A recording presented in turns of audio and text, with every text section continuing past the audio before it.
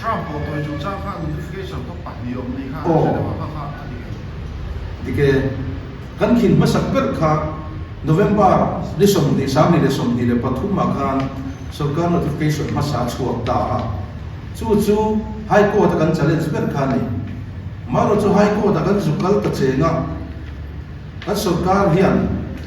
kha November ni som di kha kan khin ber kha alo super seat ti tek me kan hiat lovin ke mani ko copy ke min pelo aru kin November ni som di le pakhat kha be te tin ko ta kan theng to nuwa kha order kha super seat in alo ti thia i chon lo thai lo in kan withdraw kha November ni som di pakhat order kan challenge ni nai ta chu ni ama khom me thil hi stadium chuan kan rian mi lo ti thi di chu November ni som di order kha when ya yang ko Mizoram VC Association mingin chibai chanchin bumi le media local som som te kan bu chawa ke hi kerangai zwala President Mizoram Village Council Association kania yang chuan tun haya VC de Trump ko toina chungchang sarkar high court kan kin de chungchang judgment order te lo chok to a yang chuan ne na chang zo ta lo mai la when ya yan Mizoram sarkar kan kin chan te chiang ta kan soi chain kan sia zo ram mi ria ta so mi tiu chuan when ya yang chanchin bumi te som tak tak te media sang sang te local com hi thinung takin rom thu kan sei du ni i chuan voinia statement ka siam te hi nakina ato pa copy kan sem vek do na chu chiar chuna hi kan nei lokanga ino thiam thiam kan ve press statement of Kerangai Zola President AMVCA All Mizoram Village Council Association kan ti AMVCA din lam toi hian kan sia ka chu voinia ka press statement hi kan chiar chu ka nge mi puiro re la bol thut VC te sarkar piangin an du una an nam thuze theidon ta hi poi kan ti ber chuni kan senon lene ni puite ro re la bul thut VC te sarkar piangin an du una an nam thuze theidon ta hi poi kan ti ber chuni Mizoram sarkar in VC tram ding lai tharuk chuang seta apo toina thupe All Mizoram Village Council Association IOA High Court kan kinna ne na kan chang zo ta wa sarkar in VC te thuleina min lek khuma kan tram ding lai min o toi sak don hian sarkar hian achan le wang engma asoi lova keni VC ding lai te min rong der na emo mi pui ai o te ron na emo political party dang te bia ron na emo ko engma a lo ni sarkar ho tu ten mi pui ma an tu soi chanchin bule TV News atanga lo lang te changin ruling VC ni velo party dang VC ding lai ten min ngai theilo na alang sa le a VC te hian sarkarin ti tu min tu kapiang mi puitan theito chuak in kan thok thina sarkar thok puri du lo anga sarkar ho tu te min pu na te khan kan vel ru atin le ani khoi VC nge sarkar thok pui du lo ti puang tura sarkar ho tu te ko nge nin chutiang VC an lo umani chuan ke mani po kan lo inzil how tu thu te ni pui hriata press release te siamin kan lo puang to ani kha hetiam bo ro ka sarkar ding lain VC tram pot to ya ahun ma in thana po sai atung tan ta hi pa te dang VC te binda bo thoi tum na le ruling party somle tumna liao ani ti alana wangin mi pui khan VC te somna vong hima democracy ro puina ven him tumin dan ro re la high court kong khat kan kitta ani heti lai hian sarkar ho tu ten an thunei na min le kum chan ber kan tram ding lai pot toy tu na in siam kum chan an ru kha dan ro re na chuan buk del thei alo ni si lova dan manga kan beile na ne na kan chang zo ta lova heti lai hian kan tumber court kong khar hial kan kik chan hi hun local ze turami pui ai wathan VC te somna von him ani na tu ani ya he bi ko nga All Mizoram VC Association member ten heito kan suana kan long le ani heti rual hian mi pui ro re la bul thut VC te sarkar piangin an du huna an nam phuje thei don ta hi poi kati lai ber chu ani High Court kan to boy thelu ngai tu na hian January ni som thum ka kalta ni ali khan hearing nei ani a khamidi khan kan ukil te le sarkar ukil te thu angai thak ton ve ba ka court hian sarkar file le note sheet te ain fiat te la aduang amulo wangin February ni thum sang hi som dire ponga tho tan nia sarkar file hi enviatura chop chuak le turin sarkar ukil te chhriat tira January ni sari sang hi som dire ponga zir top nia court hian athutluk na apuang ta ani visiting lai te min nam thuk chan le ahun ma in thanna min nei lui pui chan ber nia Mizoram sarkar ding lai ko ta soi chu 15 Finance Commission atanga Mizoram sarkarin post devolution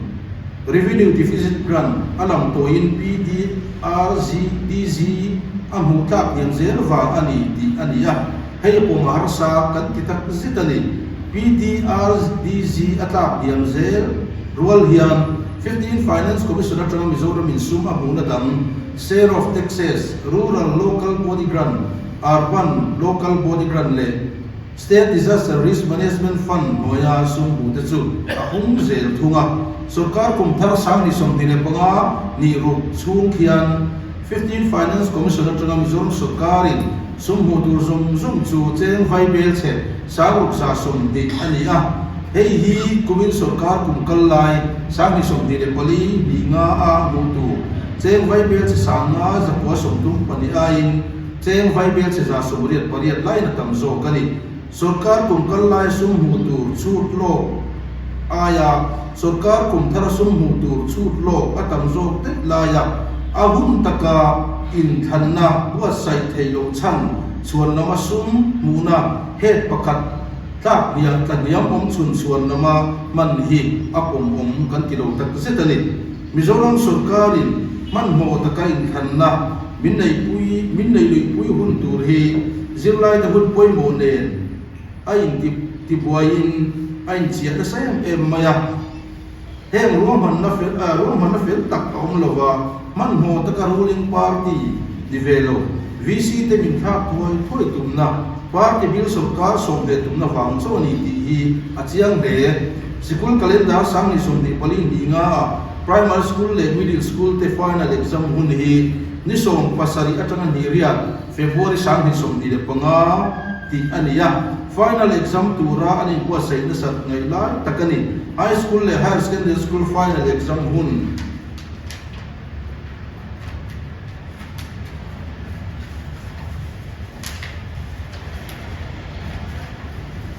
tur hi liriat atanga ni som pariat February sang ni som di pa nga ania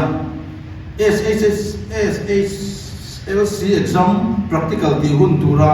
MBSC na lo ruat February ni som pani sang ni som hit panga chu vote hak ni tu ani ta ka wangin Mizoram Board of School Education in ninga thani sang ni som hit panga akhan ason ha ngai ta hiala VC le local council election boy pui tu official atana ruata hian za som ko hi zirtir tu le head of institution te anni polling station both atan school building deu lir man ani don boka school calendar hi riat lok vek ani chumi nani ti buai chen khana buat sai ngai tu in visitam ding lai hi February som bakwa sang som di banga doktorin Mizoram sarkar hian apwan nan tlat mai ta ani sarkar ding line VC te bin budan le bin en kolme dan himak kan ti le a tun nai me apo MVCA akan member na la thek pui le sial hok VC te sarkarin nikum lama alotia nathupe chu kotin nolin an napa mai chun som tir le hal turin sarkar riat tir ma se voini khen hian sarkarin an na ala chun som tir du ta chuang lo ani heng zom thir hian Mizoram sarkarin visitam ding lai pot toya in khanna min nei lui pui tur chung cha la hian dan noya ne na changma se mi pui thun lung a ero ne na an chang chuang lovin kan sia a kan tum ber VC hi mi pui te than mi pui ro re la bul thut kan ni ti mi pui te ria thar tir ponga kan ro tin thawin kan sia a kan lom le chu wangin mi pui than te zom na veng him ve nim tunga kan beina min thok tu le min du sak tu zom zeng te chunga all Mizoram Village Council Association ayo in long thu ka soi ni lo me mo he tu na yan pek so por la chu ni ka ti kan pina uta appeal dia kan zen ngai tu ti kha ya ka sem khan tu na hian appeal tu le mai la division bench appeal ti thowa tu na smi single bench ania ku lo a chan chu January ni som thum khan court judgment kha she tu ra kan ngai la in judgment order kha chuak talawa ti chuan ni china kan chiaram khan sarkar lam report file zom soma ena man lo chen to kha court in adu khoblo sarkar kha chan sa pele thep me court judgment kon tu ra kan ngai di khan January som thum khan ta khan chuak se chuan ke ni chuan appeal na hun kan nei ta inania tiang chuan chuak lo sarkar lam ka February ni thuma chan sa pele ta chumi ni wang chuan February ni thuma po khan sarkar report thar ka thelu turin ukil judge khan an dia anan thelu ta judgment order chuak se appeal ke na hun chan chalo maro chuk ta khan tuam hal chuang lo khan kha judgment order kha a reserve ta tiang chuan February ni saria ni min lo ka puang ta chu wang chuan nak ti bani in than ni to chu wang in kan pori se in than khatia pon la ya lo appeal le kha ko thian min entertain to don el lo wa alan da chu mi ni wang chuan kan appeal ti don lo ni wala chuan kun kan nei lo re thir thiam ve kan a kun om dan kha cha dor pui mat khipa ko sa general assembly kan nei po khan VC hi MNF chu kan ni lo wa congress te PM kan in pol sok lu kan ni chu tiang chu kan ya kan va in chu lai kan rel na po chun sa kan lu rol ke pa kitin kha VC kha za kan lu rol to pa ko hai ko ta king do yan ti chuan hai ko kal da tu fi poi VC som chu kan tho khom ka chu tiang chuan tu na in sa kan lu rol voi dia yan ke ngate ke ma nang ma choi thut ti zo nom mai thea kan OB puite se chief ka mun sam election a ding ho non le tu fa kan ni wangin ti tu ra tam e ma local lo me ro ke man ka lo ke pang so ka tia voi dia yan local am chang phi ma ro chu ke man ka lo ke men chu ayon achan chu election te lu tu kan ina gin a bilo choi lo me ro ni hun lu tak khau yom so ka lo tia kan tho hu na tha voi ni them yan kan lung rual ni ko ma chuan Trump 对住揸翻 notification 都白了咁你看，即係話翻di ke kan khin masak per kha November ni som ni sam ni le som ni le pathum ma khan sarkar notification masa chuak ta chu high court kan challenge per kha ni